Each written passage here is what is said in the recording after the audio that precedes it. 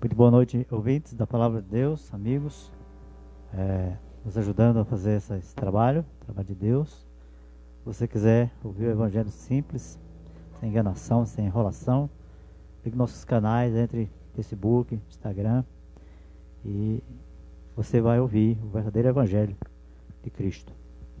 Agradecemos a você, nossos amigos aqui de Nísia e também de São José, nossos familiares lá em Santa Cruz, nosso irmão Clodoaldo, sua família, também minha mãe, meus irmãos lá em Campo Redondo e Currais Novos. Enfim, nós somos gratos a todos que nos assistem, que acompanham nessa live. Nós vamos iniciar cantando um hino muito lindo que tem como título Ebenezer. Essa é uma mensagem que está escrita na Bíblia, lá em Samuel, capítulo 7:12. 1 Samuel, capítulo 7:12. Diz que até aqui nos ajudou o Senhor.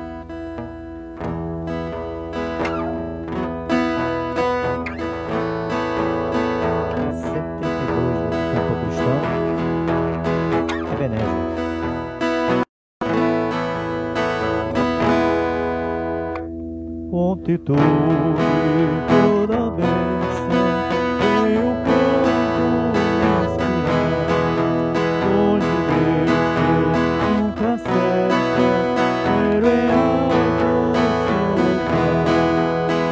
Ensina um novo canto dos inimigos a buscar, ao teu servo, ao povo santo, a louvar.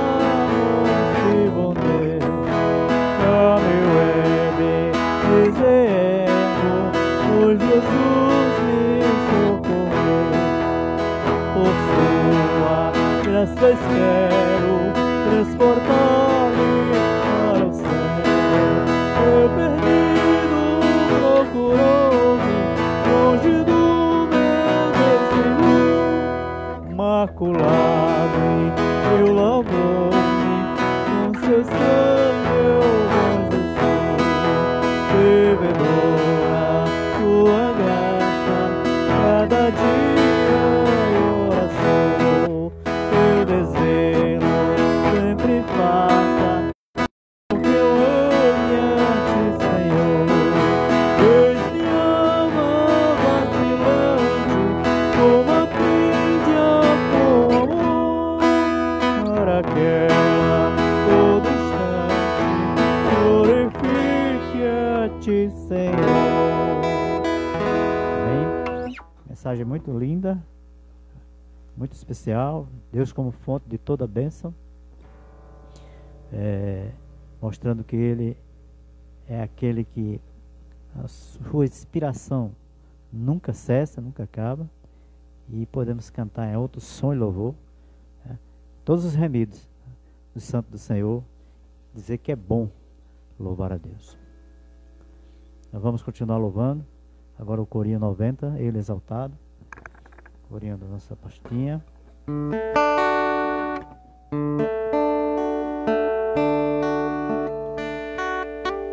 Você que tem sua pasta em casa, canta esse corinho.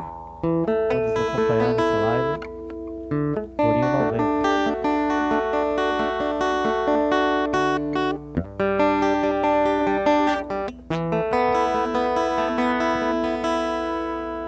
Ele exaltado, o Rei, exaltado no céu.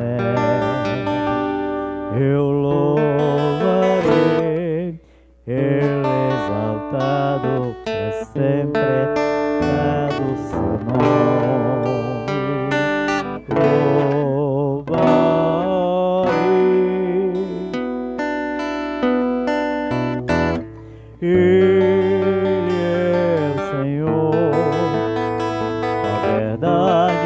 Sempre reina, terra e céu, glorifica o seu santo nome. Ele exaltado, o Rei, exaltado no céu.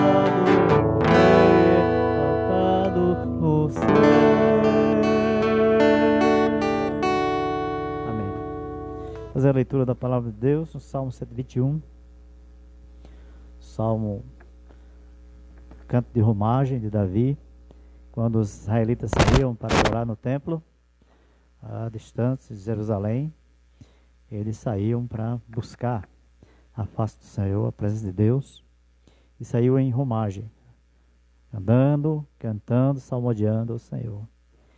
Esse salmo é um salmo de fidelidade de Deus para com os homens e dos homens para com Deus. Diz assim a palavra do Senhor: eleva os meus olhos para os montes, de onde me virá o socorro. O meu socorro vem do Senhor, que fez o céu e a terra. Ele não permitirá que os teus pés vacilem, não dormirá aquele que te guarda. É certo que não dormita nem guarda, nem dorme o guarda de Israel. O Senhor é quem te guarda. O Senhor é tua sombra, tua direita. O sol não te molestará de dia, nem a lua de noite. O Senhor te guardará de todo mal. Guardará a tua alma. O Senhor guardará a tua saída e a tua entrada desde agora e para sempre. Então vamos cantar esse cântico. Agora nós lemos e vamos louvar o Salmo, o hino 114, corinho. Nossa página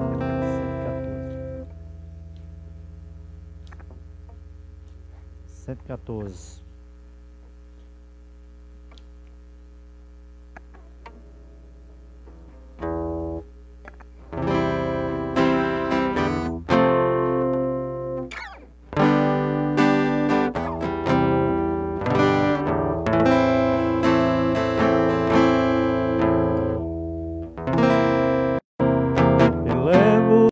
Olhos para os montes, de onde virá o meu socorro.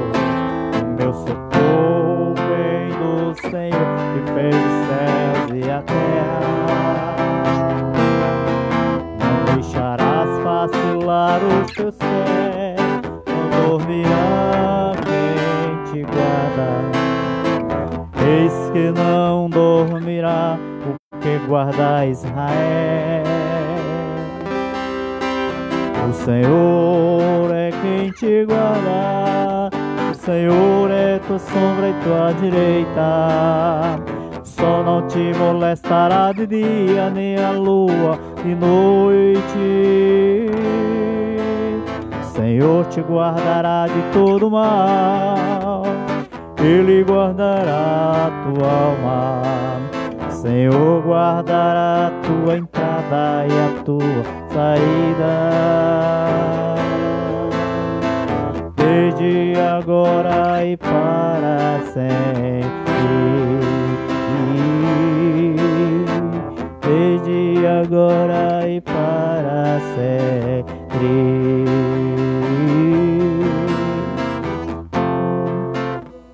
E para sempre. Amém. Nós já cantamos, louvamos a Deus. Nós damos graças ao Senhor através do louvor. Agora vamos ouvir a palavra de Deus. Vamos orar.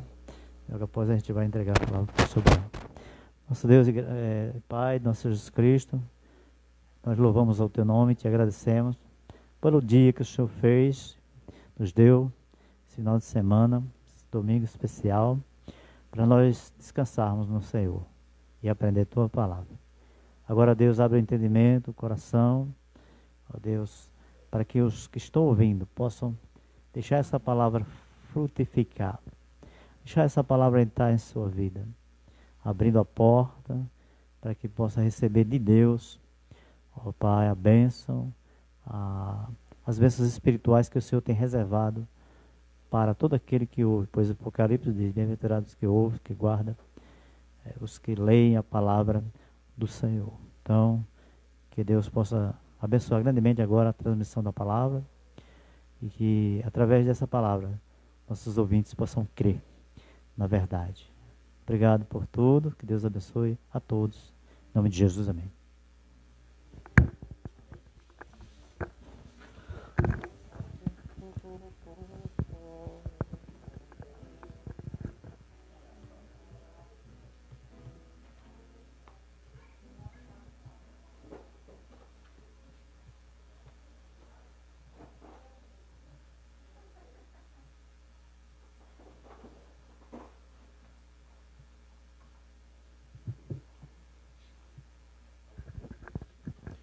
Boa noite a todos os irmãos, graça e paz aos amados. Mais uma vez um motivo de grande alegria, todos nós estarmos prontos para adorar o Senhor, como nós já fizemos por meio dos louvores. E nesse momento é muito especial, não sendo melhor do que o anterior, mas é muito especial pelo fato de nós podermos agora sermos alimentados pela palavra de Deus e que nós possamos aprender a genuína palavra do Senhor para assim a gente realizar o querer dele em nossas vidas. E para hoje à noite tem um texto em especial, um texto que se encontra em Mateus, o Evangelho de Mateus, capítulo 4. São apenas 7 versos que nós vamos meditar neles. Mas aqui nós temos, como todos os evangelhos, aqui nós temos um relato histórico. E Mateus ele faz a apresentação também de Jesus, sendo ele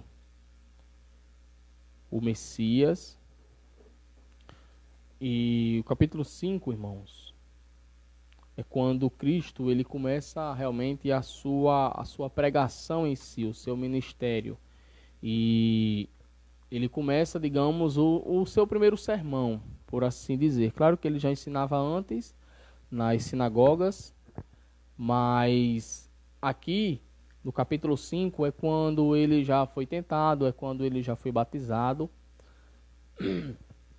é quando literalmente ele inicia a sua jornada de 3 anos e meio aproximadamente, pregando, evangelizando, falando que o reino de Deus estava próximo, também recrutando homens. E aqui nesse verso 18 do capítulo 4 de Mateus até o verso 25, aqui nós temos a comissão de 4 homens. Que nós temos, no verso 18, nós temos Simão, Pedro, temos André, e no verso 21 nós temos Tiago, e nós temos também João.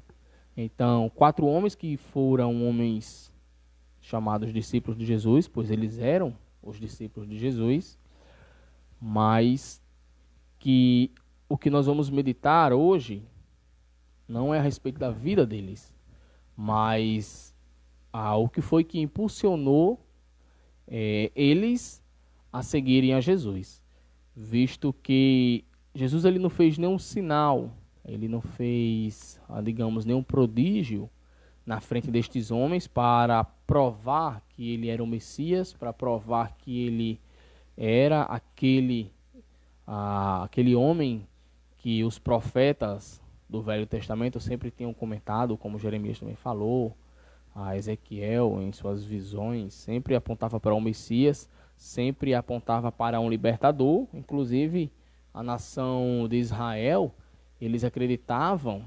principalmente os sacerdotes, né, que eram os fariseus e os saduceus, eles acreditavam essa corja política que eles estavam inseridos. Então essas 2 seitas, que eram consideradas seitas, eles acreditavam que o libertador viria para libertar a nação de Israel, sim, mas não uma libertação espiritual, mas uma libertação física. Então sairia o povo judeu da opressão dos romanos, que era o império que estava, digamos, redigindo o curso da história no momento.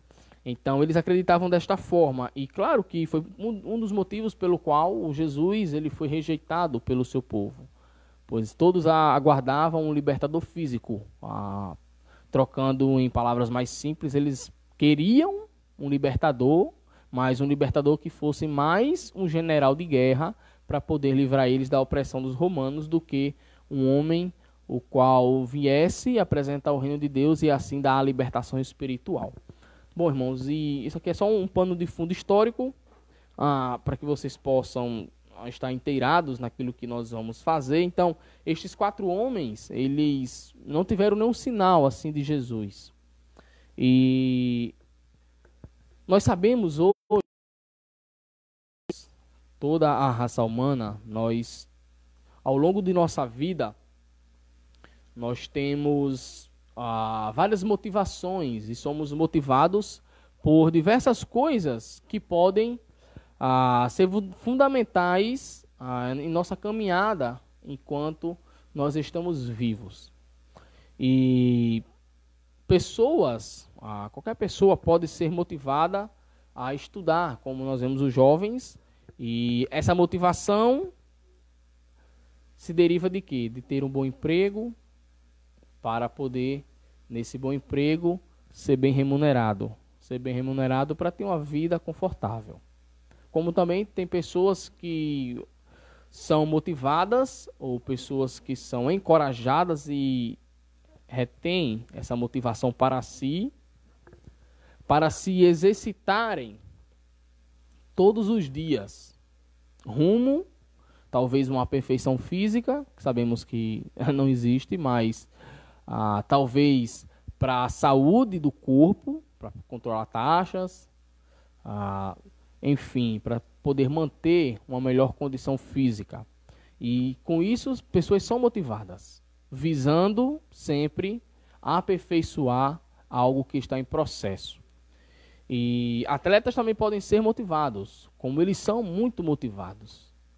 Motivados a treinarem arduamente para poderem competir em suas competições anuais, bimestrais, semestrais, Olimpíadas, ao ponto de que essa motivação, treino árduo, para que eles possam também serem vitoriosos e subir ao pódio. E uma observação a ser feita é que a motivação a que somos impulsionados sempre será a recompensa final. Nós nunca seremos motivados por algo que já alcançamos. Então, se nós queremos ter um bom emprego, nós vamos ser motivados, ser impulsionados a estudar mais, a nos esforçarmos mais para podermos alcançar esse bom emprego. Se nós queremos ter um corpo atlético, nós vamos ser motivados, vamos nos esforçar, treinar mais arduamente para podermos alcançar o ápice da nossa forma física. E assim sucessivamente com todos os outros exemplos, vários outros exemplos poderíamos dar, mas sempre nós somos motivados por algo que nós não, algo que nós ainda estamos almejando, a qual nós estamos tendo aquele ânimo motivacional para poder nós alcançarmos aquilo que nós estamos desejosos. E com isso, irmãos, o crente, ou os crentes no plural, acontece a mesma coisa. Acontecem a mesma coisa com as pessoas que são crentes, pois também nós somos seres humanos. E nós estamos sujeitos às mesmas emoções, mesmos sentidos, em tudo, nós não somos diferentes. A única diferença é que Deus, Ele nos escolheu e assim Ele nos libertou do império das trevas. Efésios capítulo 2. E todos os cristãos, todos os crentes, eles tiveram uma motivação inicial em suas vidas, que isso levou a cada um dos crentes a aceitar a Cristo como Salvador. Então foi alguma coisa que impulsionou, foi alguma motivação que lhe conduziu a Jesus Cristo. Isso é um fato para todos nós. E esse impulso, irmãos, esse impulso inicial pode ter ocorrido por vários fatores, que com certeza foi especial para cada um de nós, de forma bem pessoal também. Mas uma certeza que fomos e somos motivados por um sentimento ou um desejo de alcançar este algo. E a pergunta é para todos nós, e tudo isso foi apenas um pano de fundo, uma pequena introdução, e também nossa meditação vai ser bem sucinta, mas a pergunta é, será que essa motivação que nós um dia tivemos da forma inicial, que nos conduziu, que nos direcionou até a Jesus Cristo ao ponto da gente aceitá-lo como Salvador, essa motivação inicial, até mesmo a motivação de estarmos hoje no Evangelho, é uma motivação saudável ou uma motivação que seja agradável aos olhos de Deus, ou uma motivação totalmente errada e uma motivação que não agrada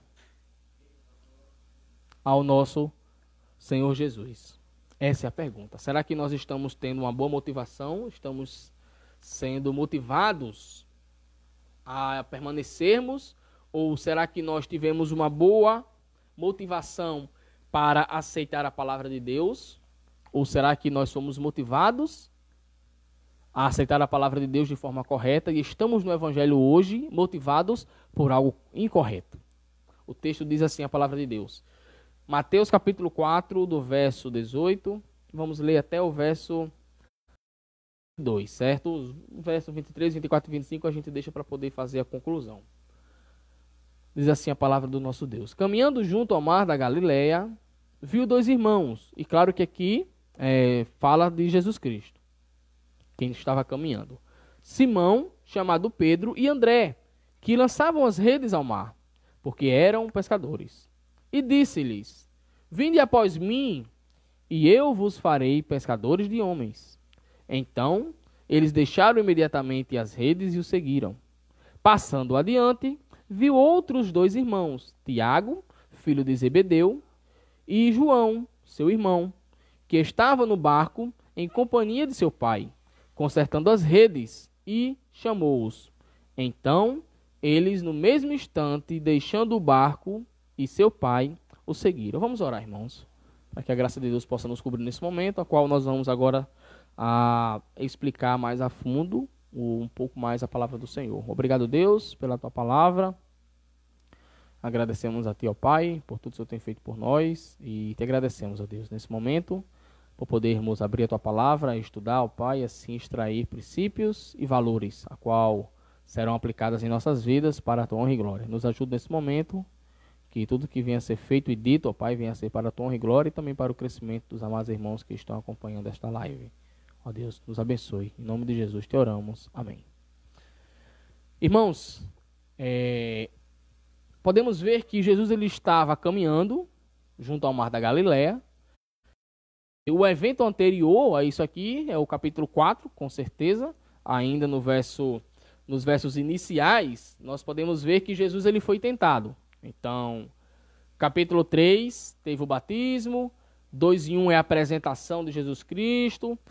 Capítulo 4 inicia-se com a tentação de Jesus. Após ele ser batizado, ele vai ser transportado, certo? É mesmo que ele sai do local onde ele foi batizado e imediatamente aparece em outro local. Tem a tentação de Jesus Cristo, que durou 40 dias. E aqui nós temos agora o início de seu ministério. A comissão estava chamando para perto de si para poder ensinar, falar coisas com mais detalhes do que os sermões que ele dava para a grande multidão, para que estes homens pudessem, após a morte e a ascensão de Jesus Cristo aos céus, eles pudessem dar continuidade à igreja, que é a igreja que nós temos hoje, a expansão, a grande expansão que nós temos hoje na atualidade. Mas a pergunta que nós fizemos para nós mesmos no início é se a nossa motivação de estarmos hoje onde nós estamos ou de aceitarmos a Jesus no período em que nós aceitamos, se foi a motivação correta ou a motivação errada. Se a motivação que nós hoje temos em seguir Jesus, se é uma motivação que está correta aos olhos de Deus ou se é uma motivação que está errada. E eu citei que estes homens eles foram junto a Jesus Cristo após o chamado dele. E eu disse também que Jesus não apresentou nenhum prodígio, nenhum milagre, nenhuma forma de poder, não apresentou nada para aqueles homens. E mesmo assim, eles seguiram. E o que motivou estes homens, do texto de Mateus 4, 18 e verso 21, a largarem tudo e seguirem a Jesus?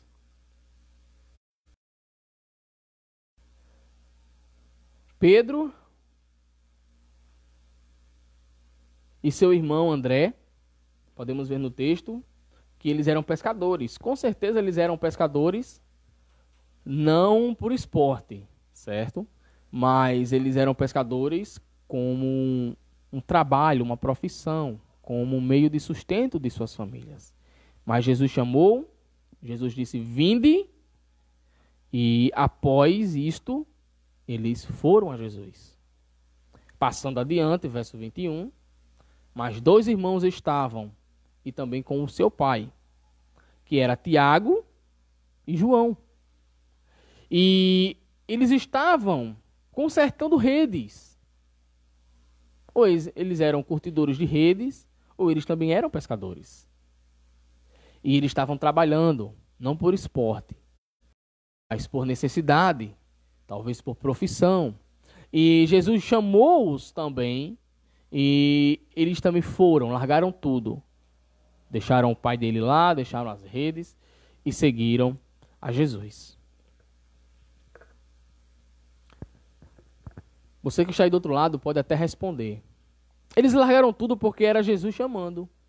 Então não adianta o pastor dizer que eles foram porque eles foram inocentes, eles foram de forma a qual estavam sendo enganados, ou eles já estavam conscientes de que Jesus ia passar ali naquele dia para chamar eles. Irmãos, como falei, aqui conta a história, Mateus, Marcos, Lucas e João. E aqui, Jesus ainda não era conhecido. Ele estava apenas começando o seu ministério. Nenhum milagre ainda tinha sido feito. Nenhum prodígio tinha sido feito. Não para que as pessoas vissem, pois o milagre, prodígio já tinha ocorrido pelo fato de Jesus ter sido tentado 40 dias e não ter pecado, para comprovar que ele é Deus. Então, Jesus não era aqui uma celebridade da época ainda, visto que teve um período da sua jornada que ele se transformou em uma celebridade, ao ponto de, aonde ele ir, as multidões irem atrás. E foi onde ocorreu os 2 milagres da multiplicação dos pães e dos peixes. Mas, por que estes homens seguiram a Jesus? E qual deve ser o impulso que motivacionou estes homens e que deve também nos motivar para sermos seguidores de Jesus e permanecermos firmes nos caminhos do Senhor?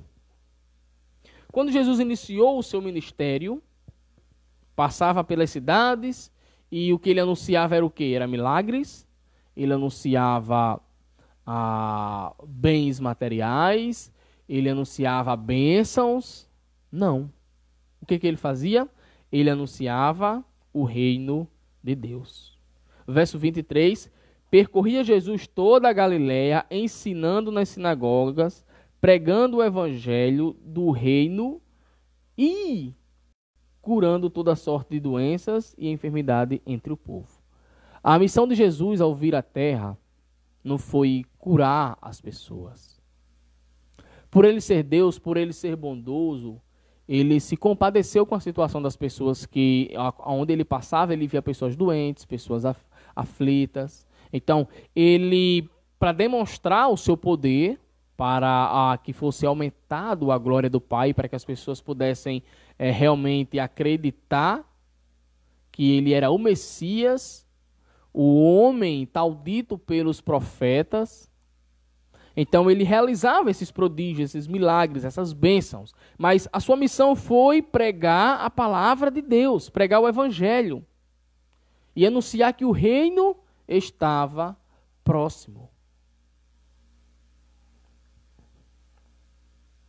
E para nós, irmãos, para que a gente possa ter uma boa motivação, é necessário nós identificarmos o chamado de Cristo para seguir a Cristo. Pedro e André, verso 18, identificaram e seguiram. Tiago e João, no verso 21, também identificaram este chamado, discerniram o chamado e também seguiram este chamado. Nós também precisamos identificar em nosso coração o que nos levou a Cristo. Se hoje nós estamos no evangelho, no cristianismo, por assim dizer, coisas a qual muitas igrejas elas prometem, muitas vezes até mesmo ordenando para que Deus faça, ou se nós estamos buscando no cristianismo, no evangelho, algo vislumbrando realmente o nosso futuro, que é algo espiritual. No verso 23, nós lemos que ele ensinava nas sinagogas antes e pregava o evangelho do reino e curava as enfermidades. E nós já falamos o porquê ele curava, o porquê ele ajudava as pessoas, realizava sinais e prodígios. E pelo fato de Jesus ensinar nas sinagogas, é claro que Simão, que André, que Tiago, João, Judas, enfim, todos os seus discípulos já tinham ouvido falar a respeito de Jesus, até mesmo porque João, não o autor das cartas, 1ª, 2ª e 3ª João, e também o que foi isolado na ilha de Patmos para receber a magnífica visão do Apocalipse, não aquele João, mas João, o que perdeu a cabeça, ele anunciava a Jesus, ele tinha seguidores também, e ele dizia que viria outro após ele, que ele não era digno de desatar-lhes as sandálias. Então, claro que Jesus ele estava sendo anunciado, já estava tendo, digamos, um prelúdio da sua vinda, um prelúdio do seu ministério aqui na terra. E estes homens, eles souberam identificar quem era Jesus. Claro que eles não eram convictos de todo o poder do Deus. Até mesmo porque nós temos vários relatos dos discípulos de Jesus. E agora o que é que nós vamos fazer? Jesus, e agora o que é que nós vamos... um exemplo bem claro, o que é que nós vamos fazer com essa multidão que está com fome? Então, eles acreditavam que Jesus era o Messias, mas eles, de certa forma, não acreditavam na capacidade autêntica do Criador. Até mesmo quando Jesus ele morreu e ressuscitou, teve um de seus discípulos que pediu para ver, digamos, as suas marcas dos pregos a qual ele foi pendurado na cruz. E após ele ver as marcas, foi que realmente ele acreditou na autenticidade da ressurreição de Cristo. E também nos serve isso, irmãos, na atualidade para nós, para que a gente possa ser convictos e defender a morte e a ressurreição de Jesus Cristo. Não, mas Jesus não ressuscitou. Foi um arrumadinho da época que disse que Jesus ele ressuscitou. Mas foram os discípulos que sumiram com o corpo dele. Porque tem pessoas que fazem isso. Pessoas estudiosas. Pessoas que levam a vida para tentar desmentir a veracidade da palavra de Deus. Então que a gente fique convicto dessas coisas, dessas minúcias da palavra de Deus, para que a gente possa defender o acontecido. E dizer, não, Jesus realmente ele ressuscitou. Até mesmo um dos seus discípulos desacreditou na sua ressurreição. Foi necessário ele ver as marcas dos furos em suas mãos para que ele pudesse realmente acreditar. Então, até os seus discípulos desacreditavam, não todos. Mas isso foi necessário também para comprovar até os dias de hoje que realmente Jesus Cristo, ele morreu, mas que ele também ressuscitou e ascendeu ao céu. A sua preocupação, a preocupação de Jesus Cristo era mostrar o reino dos céus, aquelas pessoas, por onde ele andava, mostrar o lugar que estava preparado para aqueles que crescem em sua mensagem. Porém, como eu falei anteriormente, ele via muitas necessidades no meio do povo onde ele andava. E ele realizava todo tipo de cura, todo tipo de milagre, ajudava as pessoas enfermas, as pessoas que tinham todas a diversidade de problemas. Verso 24 diz, e a sua fama correu por toda a Síria. Trouxeram-lhe, então, todos os doentes, acometidos de várias enfermidades e tormentos, endemoniados, lunáticos e paralíticos, e ele os curou. Aqui, a popularidade de Jesus Cristo já estava começando a aumentar. Então, quando eu digo que os discípulos de Jesus, estes 4 homens, seguiram a Jesus porque eles souberam discernir o chamado, é porque realmente eles identificaram quem era Jesus Cristo, mas não porque Jesus era já um homem popular, um homem carismático, um homem que retinha uma fama, por mais que fosse passageira. Mas no verso 24 mostra essa certeza do que eu falei inicialmente. E a sua fama toda a Síria, que vai da região da Judéia, entrando para o centro da Ásia. Então, aqui Jesus ele começa a ser conhecido. Já começa a haver boatos a seu respeito. E até mesmo dentro das seitas, dizendo que ele dizia que era o Filho de Deus. E com isso as seitas elas ficavam horrorizadas em um homem carnal dizer que era o Filho de Deus. E muitas vezes o próprio Deus. Eles ficavam para arrancar os cabelos. E por isso que teve, digamos, de certa forma, claro que essa palavra é para quando está dentro do navio, mas teve aquele motim para poder tirar a vida de Jesus. Claro que tudo isso que saiu do controle de Jesus Cristo, mas teve essa trama, juntamente com o poder dos judeus, saduceus, fariseus, que era o poder que estava, estas duas seitas estavam dentro do poder romano, juntamente com os governantes romanos, é como se fosse uma espécie de liderança dos judeus, eram essas duas seitas, mais os saduceus do que os fariseus. Os fariseus eram mais legalistas, eles queriam a realizar a lei, cumprir a lei com seus mínimos detalhes, quando na maioria das vezes nem eles mesmos faziam. Então, eram mais os saduceus que ficavam tramando contra a vida de Jesus, claro que também com a ajuda dos fariseus. E, irmãos, é interessante nós notarmos todas essas curas, todos esses prodígios, tudo isso aconteceu após os discípulos seguirem a Jesus. Ele comissionou os seus discípulos, seus 12 discípulos, e logo após ele inicia a sua caminhada, não de carro, mas a pé, por toda a Judéia, toda a Samaria, até mesmo entrando já na Ásia, subindo um pouco a lei hoje conhecida como Europa. Então, Jesus, ele fez tudo isso, mas a pergunta ainda é: qual é a motivação? Qual foi a motivação que Qual é a motivação que nos leva, que deve nos impulsionar a Jesus Cristo? A motivação atual tem sido nas realizações de milagres e não na busca pelo reino de Deus hoje?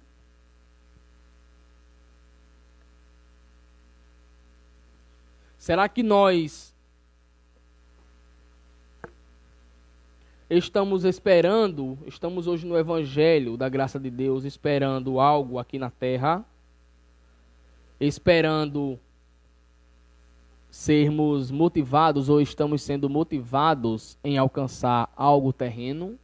Será que nós fomos para a igreja, aceitamos a Jesus Cristo, sendo motivados ou com essa força a qual nos impulsionou para aceitarmos a Jesus, para sermos livres do pecado, ou para que a gente viesse a ser livres da miséria? Qual foi a motivação que lhe levou a Jesus Cristo? Isso é uma resposta, irmãos, que não é eu, mas é cada um de nós que deve refletir, e é cada um de nós que deve refletir, e refletir, e refletir. O que foi que me conduziu a Cristo? E após você refletir nessa resposta, voltar alguns anos atrás, talvez alguns tenham aceitado a Cristo de forma mais recente, há pouco tempo, outros há 10 anos, 20 anos. E nós devemos nos perguntar: o que foi que me conduziu a Cristo? Qual foi o impulso que me levou a Jesus Cristo?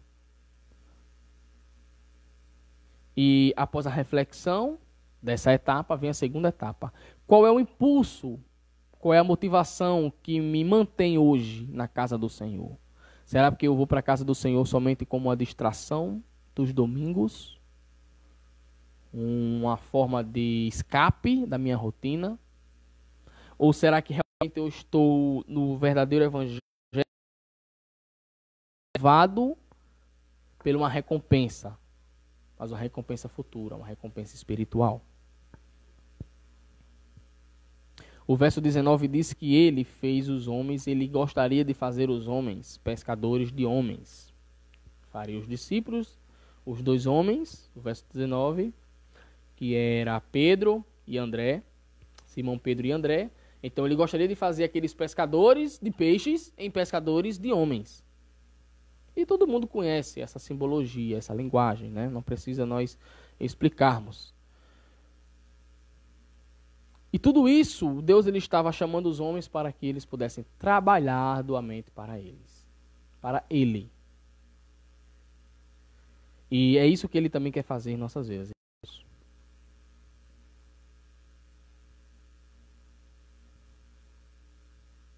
Nós estamos mostrando Jesus Cristo àquelas pessoas que sofrem e aquelas pessoas que necessitam de ajuda espiritual.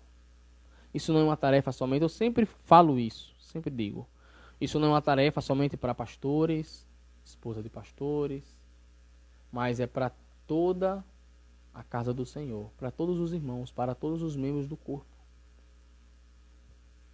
Essa tarefa de nós espalharmos o Evangelho, mostrarmos, apresentarmos, falarmos de Jesus. Para concluirmos, podemos dizer que muitas pessoas hoje, na atualidade, procuram Jesus pelo que ele pode fazer por sua vida física ou financeira. mas não estão nem um pouco preocupadas com a sua vida espiritual. E você pode até tentar me criticar, mas é o que nós vemos. Igrejas que prometem muito aqui na terra são lotadas. São lotadas. Até a tampa. Igrejas que prometem coisas espirituais como uma coisa simples, uma coisinha mesquinha como a sua salvação. Né? Pessoas podem falar dessa forma. Mas coisa espiritual é uma coisa muito simples, a gente quer coisa aqui na terra. Então, está visando o futuro, não está visando realmente o que importa. Então, algo que pode ser mesquinho, que muitos desprezam, se formos analisar, é algo muito valioso, é algo espiritual, é algo eterno. Muito diferente de algo momentâneo, que seria algo ou alguma recompensa que nós obteríamos aqui enquanto nós temos vida física. Uma resposta bem sintetizada dessa pergunta que nós fizemos, qual a nossa motivação que nos conduz, ou nos conduziu e nos faz permanecer na casa do Senhor. O deixar tudo para seguir a Jesus. Isso deve ser a nossa resposta, a nossa motivação. É realmente deixar tudo o que nós éramos, sermos uma nova criatura e seguirmos a Jesus Cristo. Que foi isso que eles fizeram, estes homens. Eles deixaram tudo. Emprego, família. No caso de Tiago e João, eles deixaram o pai. E com certeza os outros também tinham. Todos os outros discípulos de Jesus, eles tinham família. E eles seguiram a Jesus. Claro que a gente não precisa hoje deixar nossas famílias. Mas precisamos abandonar quem nós éramos, nesse sentido sim, para podermos seguir aquilo que realmente Jesus Cristo ele quer que façamos. Pode ser difícil, mas é necessário. Cristo não prometeu uma vida sem sofrimento. Não. Em nenhum momento ele disse que se nós o seguíssemos, nós não iríamos sofrer. Pelo contrário. Cada discípulo, ou cada seguidor até o ano mais ou menos 300, 400 depois de Cristo, os cristãos eles sofreram bastante. Foram devorados, foram queimados, enfim. Aí cabe a outra mensagem, mas eles sofreram muito. Os discípulos perderam cabeças, foram açoitados. O próprio Paulo, que era um seguidor do farisaísmo, era um fariseu, autêntico fariseu, um homem muito letrado. E ele, após ele ter aquele encontro magnífico com Jesus, ele passou a sofrer perseguição. Foi açoitado, foi preso, foi chicoteado, naufragou várias vezes em sua jornada de espalhar o evangelho. Então, Cristo não prometeu uma vida sem sofrimento para os crentes, não. Então, a igreja que fala isso, a religião que vai pregar o cristianismo, que vai dizer, não, venha para Jesus Cristo que você vai ser feliz. Tudo bem, feliz espiritualmente. A nossa alma sempre vai estar alegre, pois nós temos a certeza de salvação e nós temos a certeza de que essa carne vai padecer se Jesus Cristo não voltar. Mas que a nossa alegria é uma alegria espiritual, pelo fato de mesmo que nós venhamos a padecer aqui na terra, a nossa alma vai subir e vai estar juntamente com o Pai, que é o nosso Criador. Mas Jesus disse, Deus disse, a palavra de Jesus diz que nós teremos vitórias. Também não é só derrota. Em João 16:33, você pode notar, pode depois conferir. E também uma vida muito abundante. João 10:10. Então nós teremos vitórias nesta vida e nós também teremos uma vida abundante na graça de Deus. Pois hoje nós todos vivemos mediante a graça de Deus. Que essa palavra, irmãos, possa entrar em nossos corações e que a gente possa refletir o que foi realmente que nos impulsionou e nos motivou a ser que necessitamos desse perdão e dessa salvação.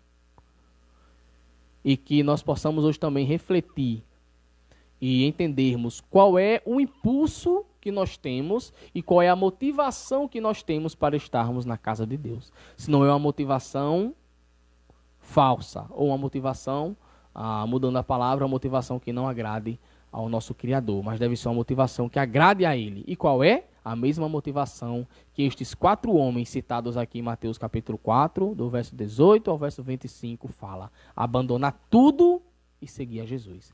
Que essa palavra possa nos encher de alegria, tenha servido com certeza para que a palavra de Deus ela venha expandir cada vez mais em nosso coração e que a gente possa cada dia mais glorificar o Senhor por podermos aprender a sua palavra. Vou orar e logo após eu passo a palavra mais uma vez para o pastor Júnior, que vai fazer o encerramento. Obrigado, Deus, pela tua graça em nossas vidas. Te agradeço, Senhor, pela tua palavra que nós acabamos de estudar e que o Senhor sempre, ó Pai, possa estar nos ajudando a crescer espiritualmente rumo à santidade plena, ó Pai. Ó Deus, muito obrigado, ó Deus, mais uma vez, pela tua misericórdia, por todas as coisas que o Senhor tem feito por nós. Inclusive, ó Pai, de ter nos resgatado do império das trevas. E rogo ao Senhor, pelo teu Santo Espírito, que Ele possa encher o nosso ser e que a gente possa, ó Pai, estarmos cientes de que precisamos ter um bom impulso e sermos pessoas motivadas a seguir ao Senhor, mas com a motivação correta, não visando somente coisas aqui na terra, mas que a gente venha visar e venha a focar e ter como ênfase em nossas vidas as coisas concernentes às bênçãos espirituais. Ó Deus, muito obrigado mais uma vez por tudo e em nome de Jesus te oramos. Amém. Pastor Júnior.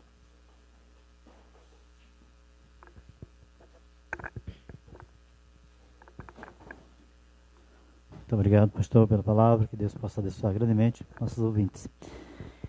Vamos louvar a Deus, concluir esse culto, essa noite, com o Corinho 103, esta paz.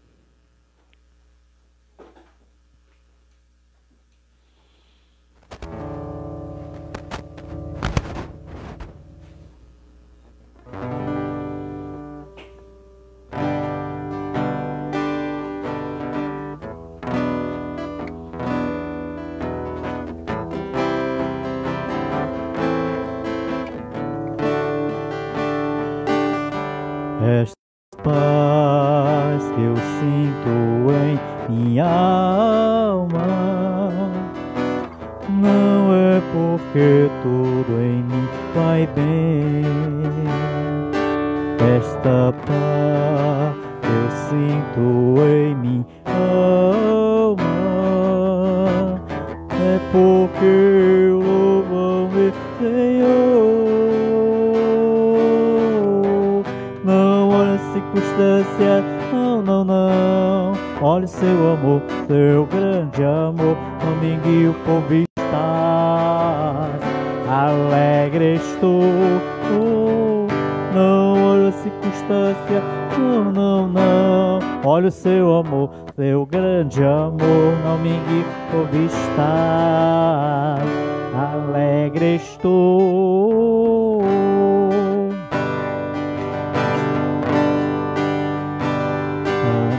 Floresça e a vida não deu seu fruto, ou ainda que os montes lancem ao mar, ou que a terra trema e de confiar, não há circunstância, não. Seu amor, seu grande amor, não me guio por vistas, alegre estou, não há circunstância, não, olha seu amor, seu grande amor, não me guio por vistas, alegre estou.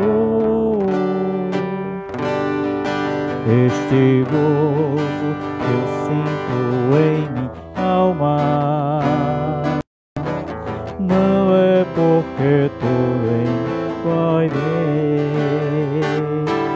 Este gozo que eu sinto em mim alma é porque eu louvo o meu Senhor. Não olha a circunstância, não olha seu amor, seu grande amor, não me guio por vista, alegre estou, não olha a circunstância, amor, seu grande amor, dominguinho o povo está, alegres tu. Obrigado, Senhor, por essa alegria do Espírito, por esta paz que o Senhor tem nos dado. Pois Ele disse, no mundo tereis aflição, mas tende bom ânimo, eu venci o mundo. Certamente Ele estava dizendo que nós podemos vencer com a força do seu poder, com a sua graça, com a sua misericórdia. Esse chamado para seguir, uma ordem, não foi uma opção. E os homens prontamente atenderam. Que você possa estar pronto nessa noite, meu querido ouvinte, a ouvir a voz de Deus, o chamado do Senhor, e assim segui-lo fielmente, como seguiram aqueles homens, mesmo sendo perseguidos, traídos pelas religiões, e deixando o seu lar, seus afazeres, para seguir ao seu Senhor. Te louvo, te agradeço por cada pessoa que já tem tomado essa decisão.